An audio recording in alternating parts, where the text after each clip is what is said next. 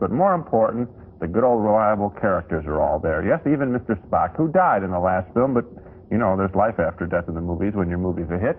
And Star Trek II was a hit. So, Star Trek III called The Search for Spock. The crew of the Starship Enterprise finds Spock back in their lives when Admiral Kirk walks into Spock's old room, and he hears something that sounds like Spock, but it turns out to be someone else.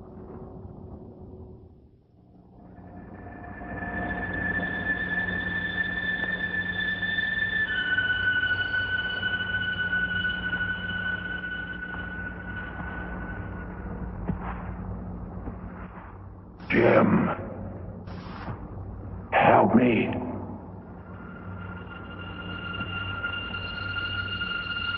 You left me on Genesis. Why did you do that? Help me.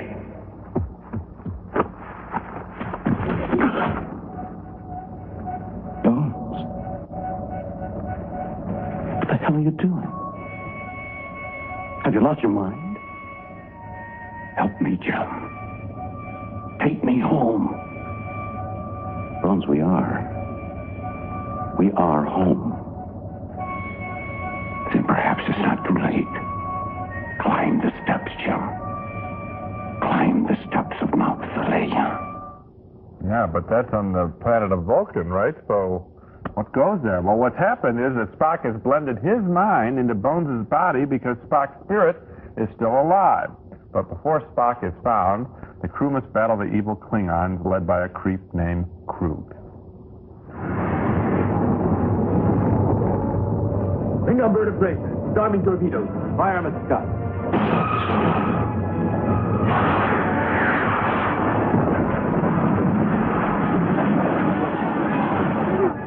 Good shooting, Mr. Scott. Precautionary, Mr. Chekhov. Shields up. Aye, sir.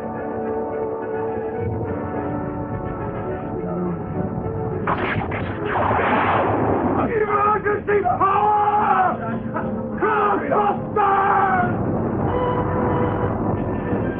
Sir, the shield's non-responsive. Got it. Your automation system's overloaded. I didn't expect to take us into combat, you know.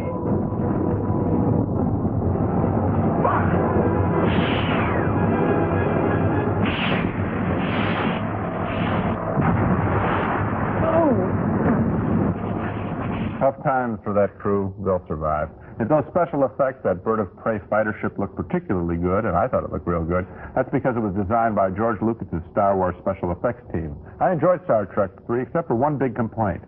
Spock does reappear at the end of the film, and that's no surprise. I'm sure I'm not giving anything away to anybody. If they call The Search for Spock, what, they don't find him? Okay. But he's only on the screen for a couple of minutes, and then it's all over. I like Star Trek III, but I felt cheated at the end when the words came up, "The adventure continues."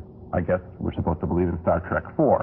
Well, I wanted to see Star Trek 3.5 right there and then. Well, of course, the adventure always continues, and Spock, in a way, is on screen the whole time because his ideas and his presence and his memory are very important throughout the movie, so I wasn't cheated by the fact we only saw him at the end.